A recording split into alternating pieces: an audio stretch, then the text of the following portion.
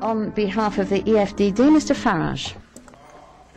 I've been wondering why David Cameron's been slashing our armed forces, won't commit to 2%, is happy for us not to be able to defend our islands. I think Mr Juncker's given us the answer.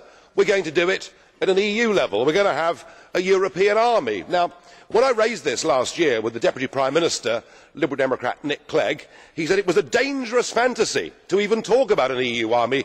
I hope every Liberal Democrat voter has heard Mr Verhofstadt today, the leader of the European Liberals, crying out for militarisation at an EU level. Of course, the truth is, it's already happening. We already have a European Defence Agency.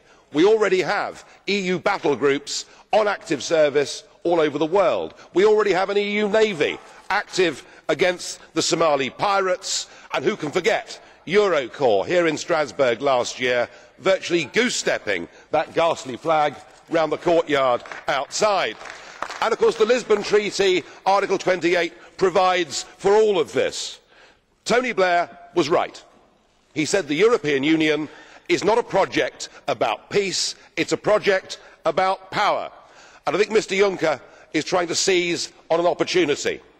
We ourselves in the European Union provoked the conflict through our territorial expansionism in the Ukraine. We poked the Russian bear with a stick, and unsurprisingly, Putin reacted.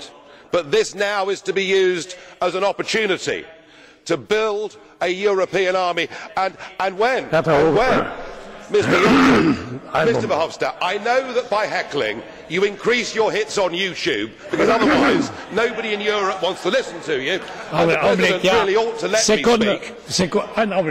Just a moment, please. Just a moment. Thank you. Mr Farage, just a moment, please. Just a moment, please. Just a moment. Mr Verhofstadt, I turn to you. I have to ask you, please, to calm down. You may not like this speech, but we are Democrats and we listen to you too. So please do not interrupt. Well, we certainly are Democrats, and we've never shouted you down, but you always try and shout us down. The point I was making is this: the opportunity is being seized, and Mr Juncker said we must convey to Russia that we are serious. Who do you think you are kidding, Mr Juncker? We do not want any part of an EU army, and I doubt the rest of the peoples of Europe do either. Thank you. Well, it's a bit of fun. So, Herr Farage. Thank you, Mr Farage. You've exhausted your speaking time. We extended it even. Now, Mr Verhofstadt, we've brought him back to reason. However, ja gut, Vernunft ist immer eine Definition. Well, reason is a question of definition, I suppose. But anyway,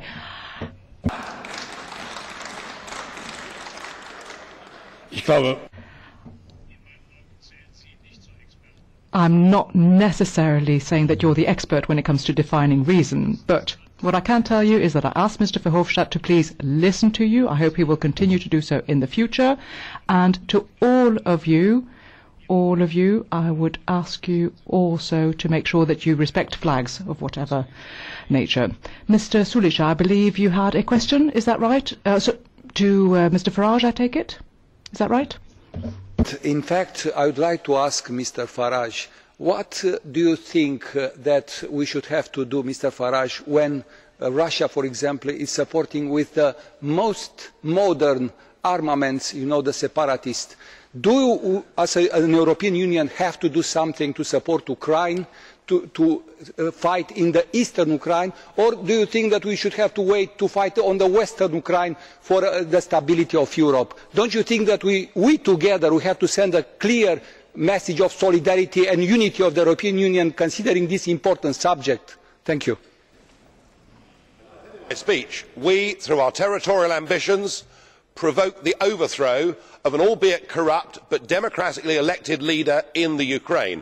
We have provoked this crisis. Now the question you ask is, what do we do from here?